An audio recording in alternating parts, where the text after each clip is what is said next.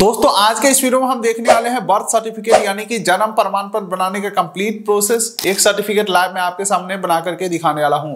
चाहे आपको नए बच्चे का बनाना हो या खुद का, चाहे उम्र 18, 20, 25 साल क्यों ना हो चुका हो।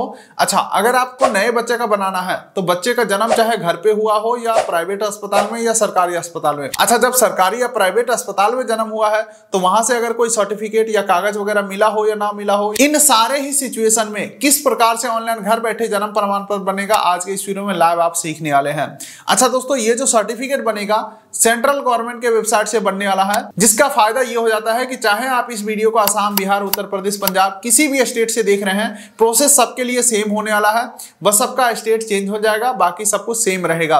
तो चलिए बेहतर जानकारी के लिए चलते हैं कंप्यूटर के स्क्रीन के ऊपर और एक मैं आपको लाइव सर्टिफिकेट बना करके दिखाता हूं। इसके लिए दोस्तों किसी भी ब्राउजर के गूगल में आपको टाइप करना है DCCRS और ये जो पहला वेबसाइट आ रहा है home civil registration system government of India, इसको आपको ओपन कर लेना है। उसके बाद दोस्तों सबसे राइट कॉर्नर में आपको लॉगिन का ऑप्शन दिखेगा, इसके ऊपर क्लिक करना है और जनरल पब्लिक के ऊपर आपको क्लिक करना है। अब देखिए दोस्तों, यहाँ पे मोबाइल नंबर या ईमेल आईडी डाल के आगे कंटिन्यू करना है। लेकिन दोस्तों यहाँ पे सबसे पहले आपको अकाउंट बनाना पड़ेगा। अकाउंट बनाने के लिए साइन अप ऑप्शन के ऊपर आपको क्लिक करना है। उसके बाद अपना बेसिक सा डिटेल फिल करके अकाउंट बनाना है, जो कि दोस्तों अपना अकाउंट बना लेंगे तो अपने बच्चों का या अपने फैमिली में किसी भी बच्चों का आप बर्थ सर्टिफिकेट यानी कि जन्म प्रमाण पत्र बना सकते हैं। यानी कि मैं ये कह सकता हूं, यहाँ पे गार्जियन का डिटेल डाल करके अकाउंट बनाना है, उसके बाद बर्थ सर्टिफिकेट बनेगा। तो यहाँ पे अपना फर्स्ट नेम डाल देंगे, उसके बाद अपना मिडिल नेम डाल देंगे, अपना लास्ट नेम डाल देंगे, जेंडर सेलेक्ट कर लेंगे, डेट ऑफ बर्थ एंटर कर देंगे और नीचे नेक्स्ट के ऊपर क्लिक करेंगे। अभी जो प्रोफाइल बनाते समय हम डिटेल देंगे, इसका कोई माने मतलब नहीं रहेगा। बर्थ सर्टिफिकेट के लिए अलग से सारा डिटेल फिल करवाया जाएगा, यहाँ सिर्फ हम अकाउंट बना रहे हैं। अब देखिए दोस्तों, यहाँ पे आपको अपना एड्रेस फिल करना है, तो इंडिया के अंदर का ही हमारा एड्रेस है तो इन इंडिया सेलेक्ट करेंगे। उसके बाद अपना स्टेट सेलेक्ट करना है, डिस्ट्रिक्ट सेलेक्ट करना है, उसके बाद दोस्तों सब डिस्ट्रिक्ट सेलेक्ट करेंगे। उसके बाद दोस्तों अपना विलेज सेलेक्ट करेंगे, फिर विलेज नेम सेलेक्ट करेंगे, अपना पिन कोड डालेंगे, उसके बाद अपना फुल एड्रेस डालेंगे। जैसे कि अगर आप गांव से होंगे तो वार्ड नंबर या जो भी आपका फुल एड्रेस है वो इस पेज के ऊपर आपको फिल करके नीचे नेक्स्ट के ऊपर क्लिक करना है। उसके बाद दोस्तों आधार एंड नेशनैलिटी का ऑप्शन आ चुका है, जहां पे आपको अपना आधार नंबर एंटर करना है। नेशनैलिटी यहाँ पे इंडियन सेलेक्ट करेंगे और टर्म्स एंड कंडीशन एग्री करके नीचे नेक्स्ट के ऊपर क्लिक करेंगे। आधार हमारा वेरीफाई हो चुका है, नीचे नेक्स्ट के ऊपर क्लिक करता हूं। अब देखिए एक मोबाइल नंबर पूछा जा रहा है, मोबाइल नंबर एंटर करके सेंड ओटीपी के ऊपर क्लिक करेंगे और जो हमारे नंबर पे ओटीपी आएगा ओटीपी एंटर करेंगे।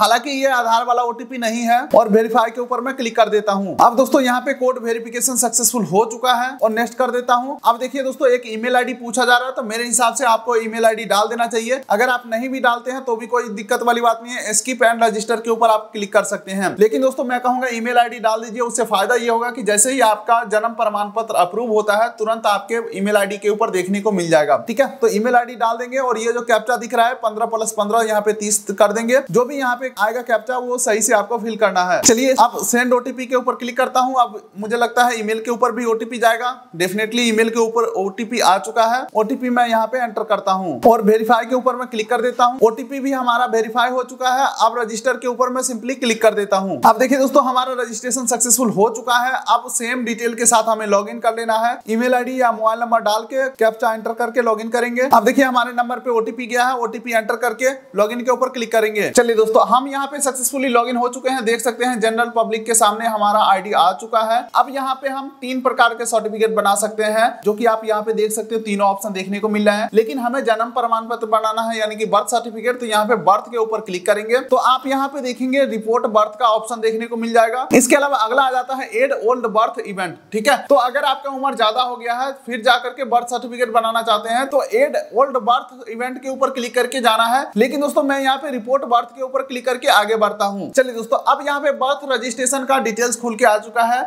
मान के चलिए आपने जो अकाउंट बनाया था वो अपना बनाया था, लेकिन बच्चों का यहाँ पे बर्थ सर्टिफिकेट बनाना है तो अब सारे ही डिटेल बच्चों का फिल किया जाएगा। ठीक है, तो सबसे पहले आपको स्टेट सेलेक्ट करना है, तो स्टेट हमारा आ जाता है बिहार। बिहार में सेलेक्ट कर लिया हूँ। उसके बाद यहाँ पे दोस्तों प्राइमरी लैंग्वेज हिंदी या इंग्लिश सेलेक्ट कर सकते हैं, मैं इंग्लिश ही रखने वाला हूँ। उसके बाद सेकेंडरी लैंग्वेज में हिंदी रखने वाला हूँ। उसके बाद डेट ऑफ रिपोर्टिंग में आज का डेट यहाँ पे आ चुका है। अब देखिए चाइल्ड इन्फॉर्मेशन आ चुका है, यहाँ पे डेट ऑफ बर्थ एंटर करना है, तो बच्चे का जन्म का तारीख आपको एंटर कर देना है। दोबारा से आपको बच्चे का का जन्म का तारीख एंटर करना है, उसके बाद बच्चे का टाइम आपको एंटर कर देना है, और उसके बाद जेंडर सेलेक्ट कर लेंगे, मेल है फीमेल है। और अगर बच्चों का आधार रजिस्ट्रेशन आपने करा लिया है तो यहाँ पे आप आधार या EID नंबर को डाल सकते हैं। लेकिन दोस्तों मैं यहाँ पे कुछ भी फिल नहीं करने वाला हूँ। चलिए दोस्तों, अब आपको यहाँ पे पूछा जा रहा है क्या आपने बच्चों का नाम रख लिया है। बच्चों का नाम रख लिया है तो यहाँ पे टिक नहीं करना है, और अगर आपने बच्चों का नाम नहीं रखा है तो आपको यहाँ पे टिक करना है। तो दोनों में फर्क क्या है? अगर आपने बच्चों का नाम नहीं रखा है तो यहाँ पे टिक करेंगे तो गार्जियन का डिटेल पूछा जाएगा, जैसे कि देख सकते हैं फादर इंफॉर्मेशन पूछा जा रहा है। अगर आपने बच्चों का नाम रख लिया है तो अनटिक करेंगे तो यहाँ पे बच्चों का नाम पूछा जा रहा है। ठीक है, तो चलिए यहाँ पे मैं बच्चों का नाम रख लेता हूँ। जैसे ही आप ऊपर इंग्लिश में नाम को टाइप करेंगे, नीचे आपका नाम हिंदी में लिख के आ जाएगा। अगर आप कुछ भी सुधार करना चाहते हैं, स्पेलिंग मिस्टेक है, तो इसके ऊपर क्लिक करेंगे तो आपको यहाँ पे कीबोर्ड का ऑप्शन देखने को मिल जाएगा। अपने हिसाब से नाम को सुधार करके ऐड कर सकते हैं। उसके बाद दोस्तों नीचे दोबारा से आपको बच्चे का नाम एंटर करना है, और फिर थोड़ा नीचे स्क्रॉल करते हैं तो फादर का इंफॉर्मेशन पूछा जा रहा है, जहाँ पे फादर का फर्स्ट नेम डालना है, middle name, last name optional है, फर्स्ट नेम यहाँ पे मैंडेटरी है। तो अगर आपका सिंगल नेम है,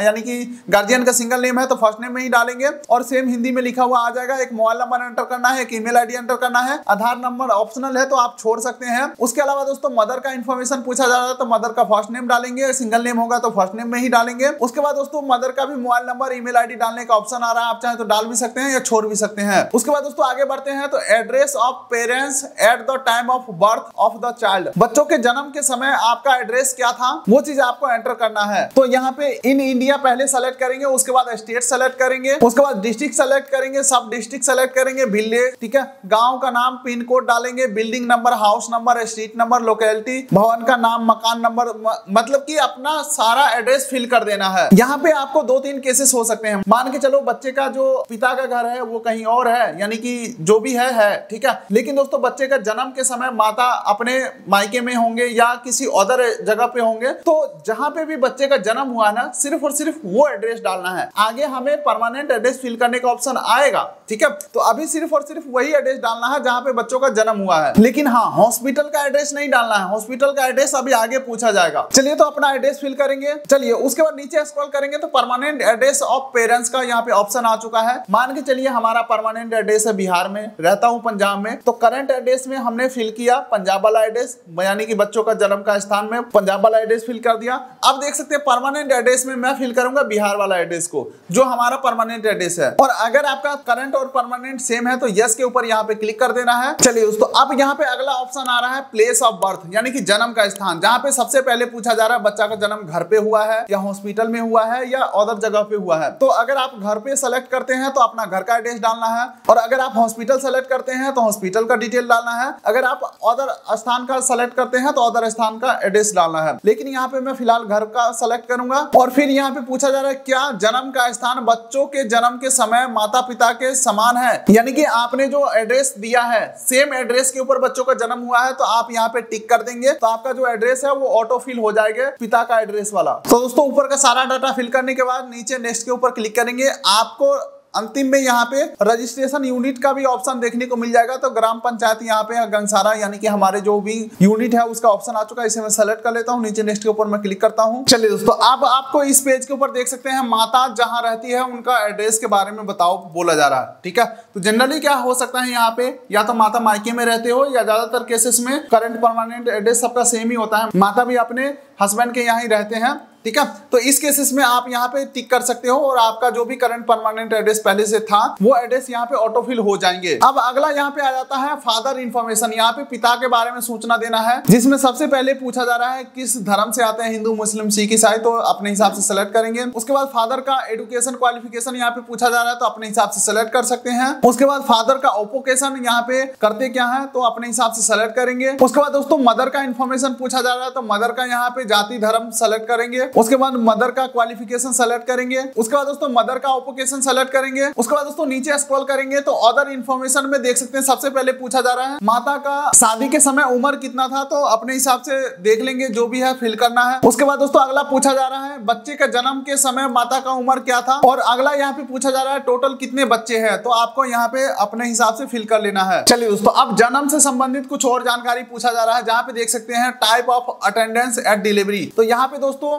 स्टार्टिंग में हमने सेलेक्ट किया था कि बच्चे का जन्म घर पे ही हुआ है, जिस वजह से यहाँ पे ऑप्शन आ रहा है कि किसके मदद से घर पे जन्म हुआ है, डॉक्टर या नर्स के मदद से या फिर ट्रेडिशनल बर्थ अटेंडेंस के मदद से, यानी कि गांव या मोहल्ला में जो एक्सपर्ट महिला होते हैं इन कामों में उनके मदद से हुआ है, या रिलेटिव या अदर। ठीक है, तो दोस्तों तीनों ही केसेस अगर आप सेलेक्ट करते हो तो यहाँ पे नॉर्मल डिलीवरी का ही ऑप्शन आ रहा है। अगर हमने स्टार्टिंग में ही हॉस्पिटल सेलेक्ट किया होता तो फिर यहाँ पे सिजेरियन यानी कि ऑपरेशन के थ्रू ऑप्शन आता। तो फिलहाल मैं यहाँ पे नॉर्मल सेलेक्ट कर लेता हूँ, यानी कि स्वाभाविक। उसके बाद दोस्तों बर्थ वेट यानी कि जन्म के समय बच्चे का वजन कितना था वो आपको एंटर करना है, और ड्यूरेशन ऑफ प्रेगनेंसी यहाँ पे आपको सप्ताह में काउंट करके और लिख देना है कितना सप्ताह में बच्चे का जन्म हुआ है। चलिए दोस्तों, अब यहाँ पे कुछ डॉक्यूमेंट हमें अपलोड करना है, जहाँ पे दोस्तों certificate of identity, date of birth वगैरह के ऑप्शन को सेलेक्ट करके आपको जो इस प्रकार का कार्ड बनता है ये वाला कार्ड भी अपलोड कर सकते हैं। और दूसरा, अगर आपके पास इस प्रकार का कार्ड बना हुआ है तो ये चीजें यहाँ पे अपलोड कर देना है। दोनों चीज अपलोड करके और नीचे नेक्स्ट के ऊपर क्लिक करेंगे। हालांकि दोस्तों अगर मैं हॉस्पिटल सेलेक्ट किया होता, सिजेरियन का ऑप्शन सेलेक्ट किया होता, तो हमें हॉस्पिटल का डिस्चार्ज सर्टिफिकेट या फिर हॉस्पिटल का जो भी प्रूफ होता वो हमें यहाँ पे अपलोड करने का ऑप्शन मिल जाता। चलिए, डॉक्यूमेंट हमने अपलोड कर दिया, नीचे नेक्स्ट के ऊपर मैं क्लिक करता हूँ। अब देखिए दोस्तों, डिटेल हमारा सक्सेसफुली सबमिट हो चुका है। अब आपको इस पेज के ऊपर सारा डिटेल को रिव्यू कर लेना है। सब कुछ सही होना चाहिए, अगर गलत है तो बैक करके जाकर के सही कर लेना है। हमारे केसेस में सारा कुछ सही है तो नीचे नेक्स्ट के ऊपर मैं क्लिक करता हूँ। चलिए दोस्तों, एक बार फिर से आपको यहाँ पे सारा डिटेल को वेरीफाई कर लेना है। सब कुछ सही है तो यहाँ पे टर्म्स एंड कंडीशन एग्री करेंगे और नीचे सबमिट के ऊपर क्लिक करेंगे। चलिए दोस्तों, सारे डिटेल सबमिट करने के बाद आपको कुछ पेमेंट करने की जरूरत होगा। देख सकते हैं मेरे केसेस में 10 रुपए का पेमेंट मांगा जा रहा है। यहाँ पे प्रोसीड टू पेमेंट के ऊपर क्लिक करके पेमेंट कंफर्म करना है। पेमेंट के लिए आगे बढ़ते हैं तो देख सकते हैं एप्लीकेंट का नेम और इवेंट टाइप में आपको बर्थ सेलेक्ट करना है, और नीचे अमाउंट 10 रुपया डाल के प्रोसीड टू पे के ऊपर क्लिक करेंगे और पेमेंट को कर देना है कंफर्म। जैसे पेमेंट कंफर्म करते हैं इस प्रकार का पेमेंट रिसिप्ट भी आपके पास जनरेट हो जाएंगे, और फिर आपका जो एप्लीकेशन है वो सक्सेसफुली सबमिट हो जाते हैं, और यहाँ पे आपको ट्रैकिंग डिटेल भी देखने को मिल जाएंगे। अब दोस्तों आगे का क्या प्रोसेस होता है ये भी जान लीजिए।